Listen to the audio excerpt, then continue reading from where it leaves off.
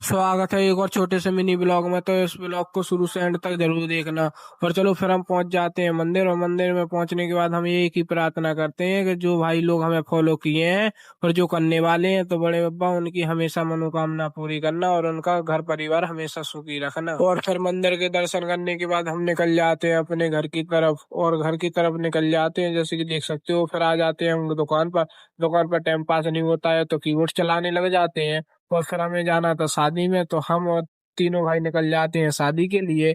और फिर निकल जाते हैं शादी के लिए, और फाइनली फिर हमें देखने को मिलता है जैसे कि देख सकते हो ये जुलूस।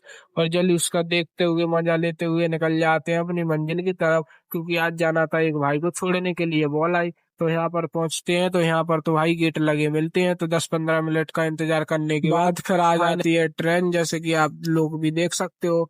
ट्रेन आते ही गेट खुल जाते हैं, तो जैसे ही गेट खुलते हैं वैसे हम लोग 160 की स्पीड से निकल जाते हैं भाई को छोड़ने के लिए। हाँ, क्योंकि यहाँ पर गेट बहुत ही लेट खुलते हैं। तो जैसे ही निकलते हैं और फिर भाई को छोड़कर निकल जाते हैं वापसी हम लोग शादी के लिए, क्योंकि आप लोगों को तो पता ही है कि आज हमें जाना है शादी में। और जैसे ही निकलते हैं फिर कुछ समय चलने के बाद एक और दोस्त मिल जाता है, तो उसको लेकर पहुंच जाते हैं हम लोग शादी में। और शादी में पहुंचने के बाद हमें लगने लगती है भूख, तो खाने लगते हैं खाना, जैसे कि आप भी देख सकते हो। और फिर खाना खाकर निकल आते हैं अपने घर की तरफ। और घर की तरफ रास्तों का नजारा देखते हुए निकल आते हैं अपने घर की तरफ। और चलो आप लोगों को बता दें कि भाई लोगों से मिला लेते हैं हाथ, और भाई लोगों को कर देते हैं बाय। चलो राधे राधे, मिलते हैं नेक्स्ट